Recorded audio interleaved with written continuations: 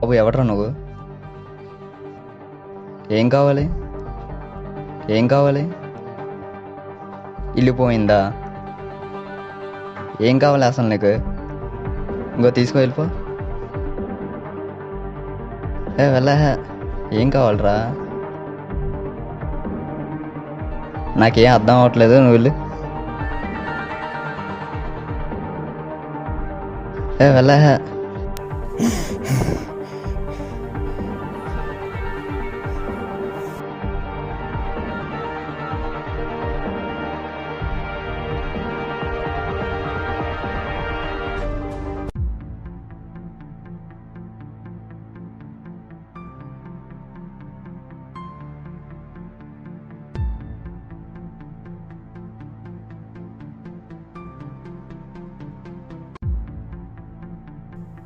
Hello, రే నాకేవో పిచ్చి పిచ్చి కాళ్ళు వస్తారా, ఒకసారి అర్జెంట్గా ఇంటికి రా. ఏమైందిరా? ఇవేవో పిచ్చి కాళ్ళు వస్తున్నారు బాబాయ్, అసలు అర్థం కావట్లేదు. దా కూర్చో. ఏమయ్యారా బా? గదికి అమ్మాయి కాదు, చెప్పేదండి సీరియస్గా. ఏంటి? నిన్న ఆ రాకేష్ గడి ఇంటికి వెళ్ళాను రా, అప్పటి నుంచి ఏవో పిచ్చి పిచ్చి కాళ్ళు వస్తున్నాయి. ఆడ దగ్గరికి ఎందుకు వెళ్ళావు నువ్వు? నిన్న సబ్జెక్ట్లో డౌట్ వచ్చి ఆ రాకేష్ గారి ఇంటికి వెళ్ళాను రా. అక్కడ ఏమైందంటే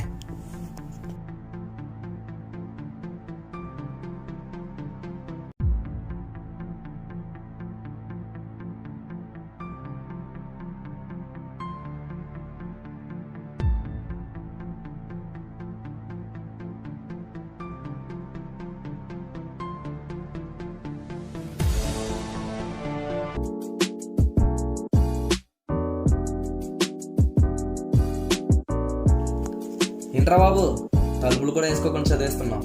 నువ్వేంటి ఎలా వచ్చావు? ఓకే, చదువుకోవడానికి వచ్చాను. ఏంటి ఏమైనా డౌటా? డౌట్ ఉంది, నువ్వే క్లియర్ చేయాలి. అది ఒక హాఫ్ అన్ అవర్లో చెప్తాను. ఒక ఆర్టికల్ చదువుతున్నాను. సరే సరే.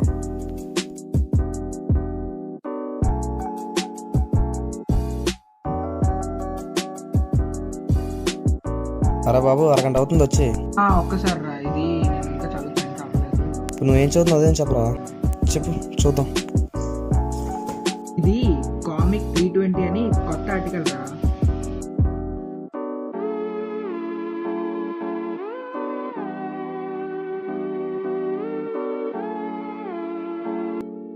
ఇప్పుడు 24 గంటలున్న రోజుకి 28 గంటలు వస్తే ఏమవుతుంది అని ఒక కొత్త ఆర్టికల్ అన్నమాట.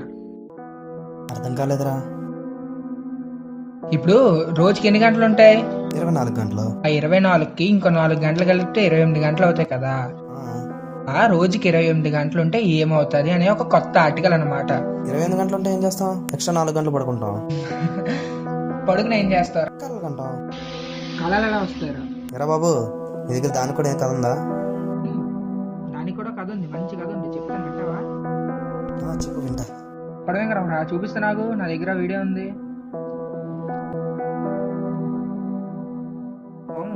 గ్రీకుల కాలంలో కళలు మతపరమైన సందర్భం ద్వారా వచ్చేవి. అంటే డైరెక్ట్గా దేవుడు లేదా చనిపోయిన వాళ్ళ పూర్వీకులు కళలోకి వచ్చి చెప్పినట్టు అనమాట. కొన్నాళ్ళ తర్వాత ఈజిప్షియన్స్ కళల మీద ఒక పుస్తకం రాశారు. ఆ పుస్తకంలో అసలు కళలు ఎందుకు వస్తాయి, ఆ మనుషులకి ఎందుకు వస్తాయి, అసలు ఎలా వస్తాయి, ఆ మెదడు ఏ రకంగా పనిచేస్తుంది అని రాశారు.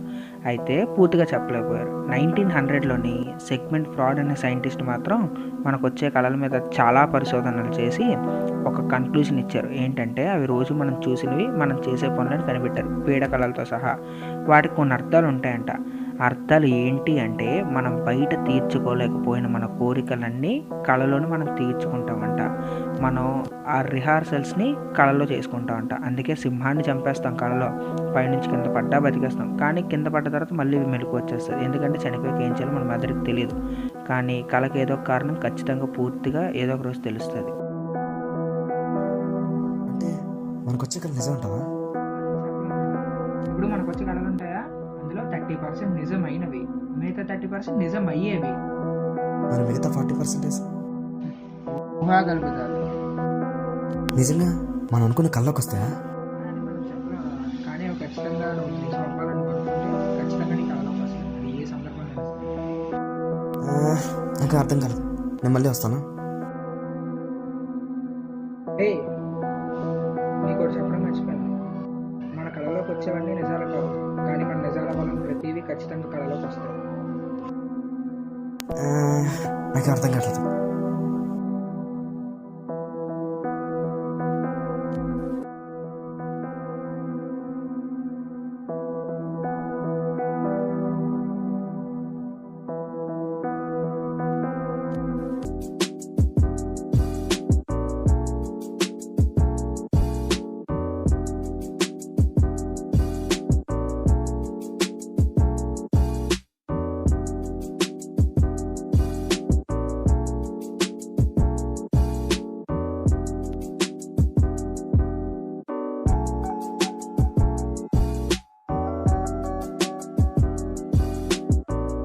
కాలమే కదలనన్న క్షణములాగా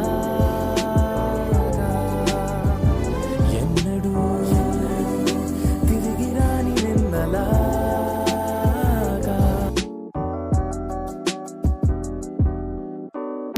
చిరుగాలి వీచెనే చిగురాసరే పెనే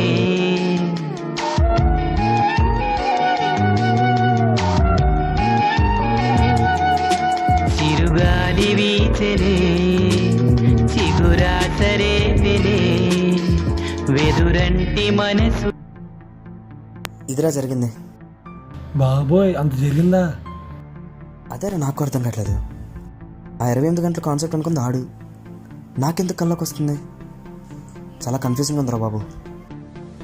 నాకు అర్థమైందిరా. నా కళ నీకు ఎలా అర్థం అవుతురా? నిన్న ఇంటికి వచ్చి ఏ పాట విన్నావరా? అదేదో కాలమే కదలదైన క్షణం. నా ఫోన్ రింగ్టోన్ కూడా అదే వచ్చిందిరా, చాలా భయం వేసింది. నిన్న ఈవినింగ్ ఏ సినిమా చూసా? శివపుత్రుడు, అందులో హీరో కూడా కొంచెం మోగడ్లా ఉంటాడు. జరిగింది కదా, కళ్ళలోకి వచ్చింది. నేను అనుకున్నట్టు జరగడం ఏంట్రా? కళ్ళమే కదలదే సాంగ్ విన్నావు కదరా, అందుకే టైం కూడా కదలదు.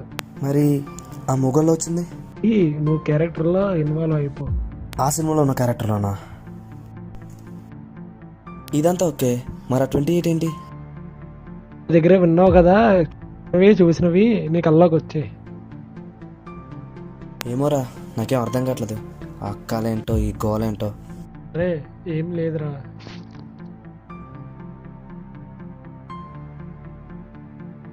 ఇప్పుడు అదేం కాదురా, పదరా కాలేజీకి వెళ్దాం. సరే, నేను రెడీ వస్తాను, నువ్వు బయలుదేరు.